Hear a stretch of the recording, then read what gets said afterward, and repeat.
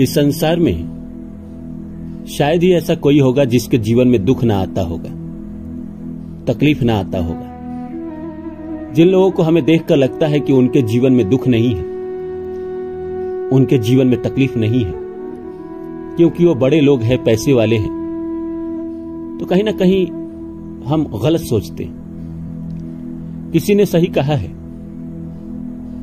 कि संसार में बस 3 लोगों को ही सुख है, बाकी जो भी इस संसार में है सब कहीं ना कहीं दुखी है, किसी न किसी प्रकार से। वो 3 लोग कौन है?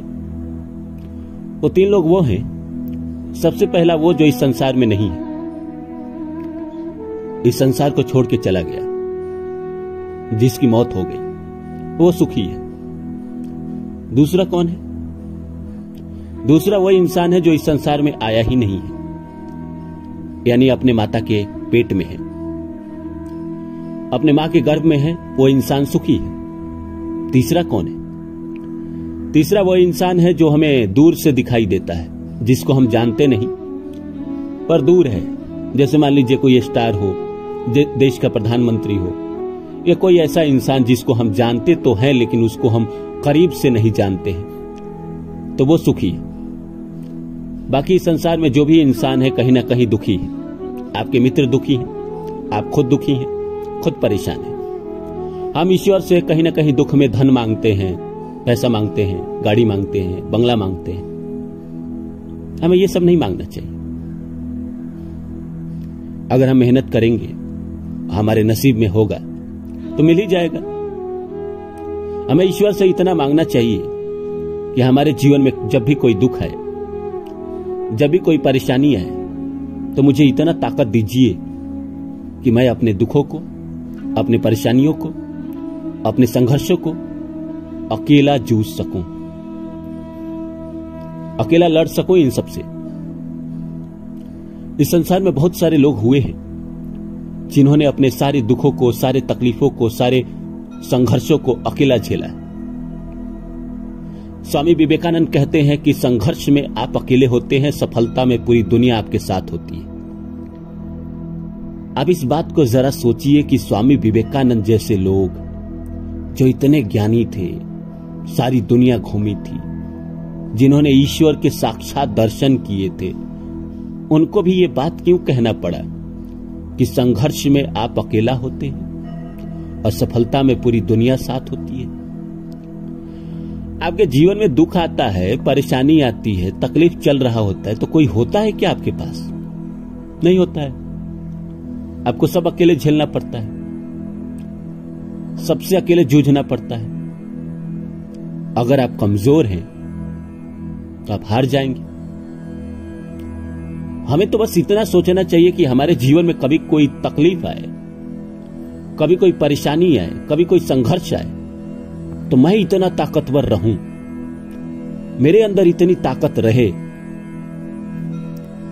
कि मैं उन सारे दुखों को पार कर जाऊं, मैं उन सारे चैलेंजों को पार कर जाऊं और अपना झंडा गाड़ दूं। तो नमस्कार दोस्तों, और जैसा कि आप सभी जानते हैं कि मैं आपके लिए कहानी, कविता और मोटिवेशनल वीडियो लेकर आता हूं। इसी श्रृंखला में आज लेकर आया हूं, व्यक्ति में इतनी ताकत होनी चाहिए, व्यक्ति में इतनी ताकत हमेशा होनी चाहिए कि वो अपने दुख, अपने संघर्षों में अकेला जूझ सके, उनसे वो अकेला लड़ सके और उनको हराकर जिंदगी में आगे बढ़ सके। तो आइए इस विषय को शुरू करें। इससे पहले आप सभी से आग्रह है कि आप मेरे चैनल को सब्सक्राइब कर दें और जितना हो सके शेयर करें। दोस्तों, जीवन में तो सबके दुख आते हैं, सबके परेशानी आते हैं। कोई जीत जाता है, कोई हार जाता है, लेकिन हारने वाले के लिए कोई बड़ी बात नहीं है कि हार गया। स्वामी विवेकानंद कहते हैं कि पराजय तब नहीं होती जब हम हार जाते हैं, पराजय तो तब होती है जब हम उठने का प्रयास छोड़ देते हैं। तो हमें उठने का प्रयास कभी नहीं छोड़ना चाहिए। बहुत अच्छा लाइन किसी ने लिखा है, आंखों में रहा, दिल में उतर कर नहीं देखा, आंखों में रहा, दिल में उतर कर नहीं देखा, कश्ती के मुसाफिर ने समंदर नहीं देखा। जो इंसान जिंदगी में दुख न देखता हो, परेशानी न देखता हो, यकीन मानिए दोस्तों, वो बड़ा बन भी नहीं सकता। बड़े के लिए बड़ा कुर्बानी देना पड़ता है। अब जितने भी बड़े लोगों को देखे हैं, कहीं ना कहीं उन्होंने कुर्बानियां तो दी है। अपनी जिंदगी के एक बड़े हिस्सों को कुर्बानियों में कुर्बान कर दिया। जिंदगी में हर जगह से अकेले हो गए।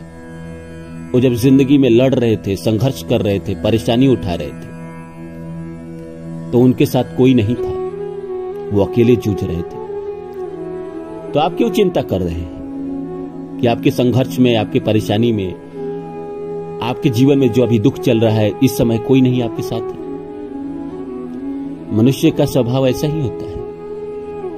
मनुष्य आपकी सफलता का एंजॉय करता है। इस संसार में कोई आपसे प्यार करता ही नहीं है। सच्चाई तो यही है, इस संसार में कोई आपसे प्यार नहीं करता।